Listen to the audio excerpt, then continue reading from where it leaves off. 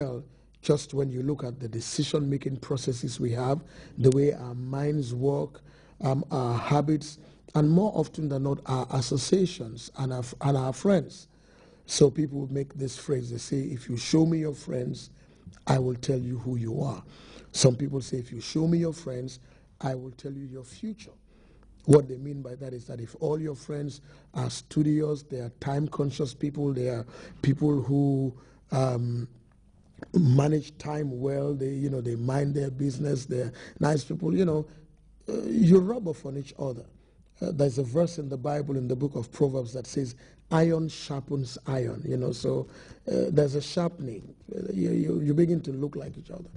On the other hand, of course, if your friends are, no boundaries, no restraint, anything happens, anything goes, everything comes from their mouth, they have no amount of decorum, they are not judicious, they are not smart, then those are your friends.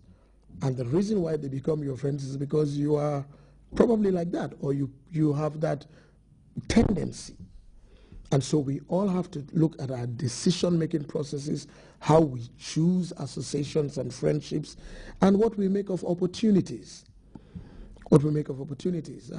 Again, there's another verse in the Bible, in the book of Ecclesiastes. It says, time and opportunity, chance, comes to everybody. Some people use it well, some people don't use it well. And those who use it well have success, advancement, and a nice future.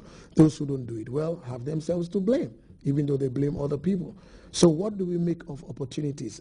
Are we able to recognize an opportunity, key into an opportunity, cash into an opportunity, evaluate it properly, and give it the requisite skill, time, energy that it needs? Or sometimes do we throw our all?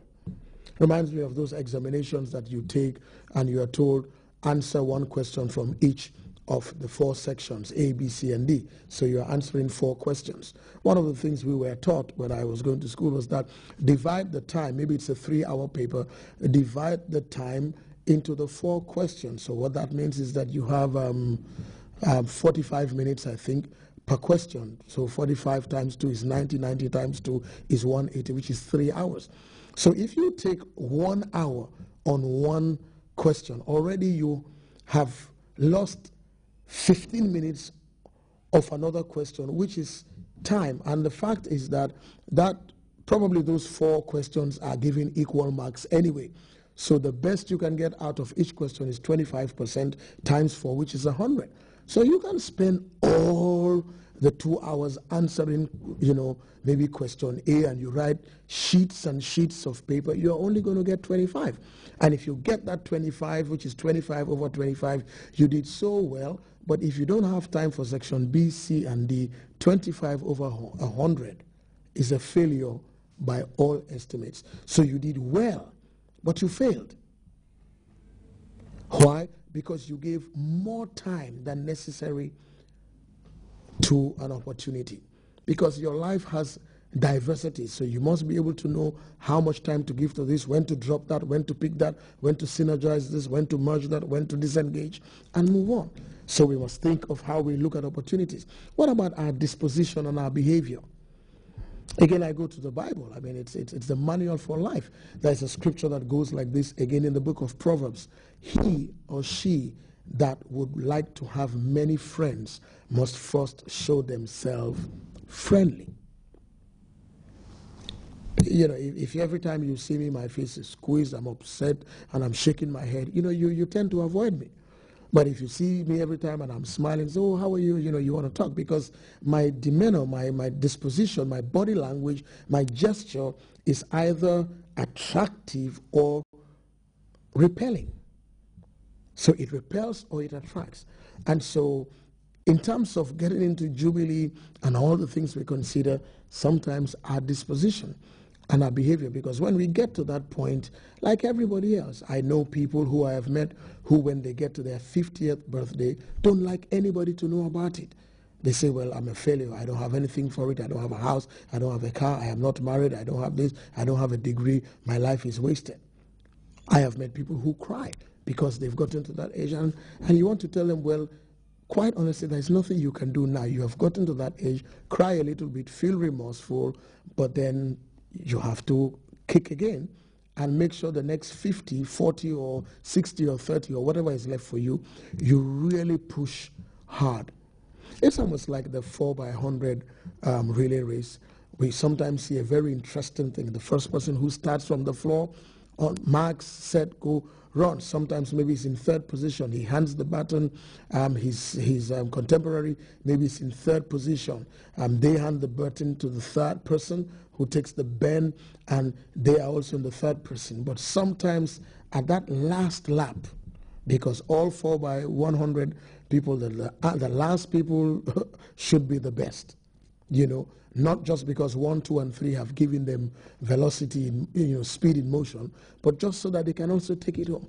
And sometimes you notice over and over in athletics that in the tracks, that last person maybe was handed the baton as a third person, but that team won the gold medal. Why?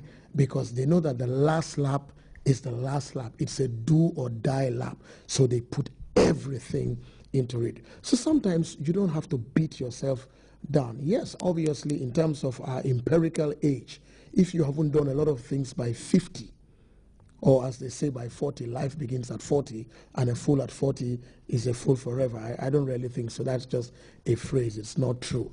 I mean, people start at 60. There was a man in Kenya who went to school at 80. And so it's really your state of mind. Sometimes it's just a number. And so even if you have gotten to 50, what else can you do? You're 50. You can do tummy tuck, you can do implants, you can do whatever, you can do facial lift. You're 50. Even if you change your birth certificate, you are 50. You know you are 50, and your parents know you are 50. I mean, you can change your birth certificate and suddenly you become younger than your younger brother. That's not possible. But we can look and move on. And there's a Bible verse that will guide us on that when we get there. And so your disposition and your behavior. I mean, I know life is tough sometimes when we have problems. And sometimes life can beat you so hard when you look around, the people you expect to help you, the institutions, the organizations, people who you have helped in the past, you expect them to lift you up because your hand is down, your head is down, your shoulders are down, but nobody helps you. But that's why I love the Bible, because there is a phrase again, and I could tell you thousands of them. King David had Dauda had a situation like that. He had come from war, come from a great victory with his men, and as he was going home, they saw black smoke. His city had been burned. So when the city is burned, it means your house is on fire. The families had been taken away. And everybody thought about their property, and they began to weep. These were men, soldiers, fighters. They wept. In the Bible's language, they wept until they could not weep anymore. And then they turned to David. It's like, it's your fault. You are the one that led us. You are the leader. You are the pastor. You are the director. You are the boss. It's because of you that we are doing this. And the scriptures say they planned to stone David. Now, they forgot that what they lost, he lost. Whatever was missing in their house was missing in his house too. But sometimes people become so self-absorbed that they think of themselves alone, that it's just them. But everybody else is in pain. But what did David do? There's a scripture that most people who are familiar with their Bible know. This is how it goes. And David encouraged himself in the Lord his God. Because, folks, sometimes when it's so rough, there's nowhere you know how to go to, and the places you go to can't help you. Some promise they can't help. Sometimes you go, their problems are worse than you. Sometimes their crying is louder than yours. You need to turn to that one place where all help and permanent help can come from, and that's God. So the scriptures say that David encouraged himself in God. If we had time, I would really expand on this, because he couldn't do it if it was not inside him. So it means that his relationship with God, he had been working on it, he had been building up it. It was not a fire service thing, calling 911, hello God, are you there? Come and help me. It's something he had learned, that you can be alone, your friends can disappoint you, your loved ones can disappoint you, people you've lent money can suddenly say they are forgotten, they can't lend you back money, people who you housed when they had no accommodation suddenly forget you, people for whom you wrote testimonials, when it's time for them to write to you, they forget you, people who you even allowed to temp for you in your job, took the job from you, and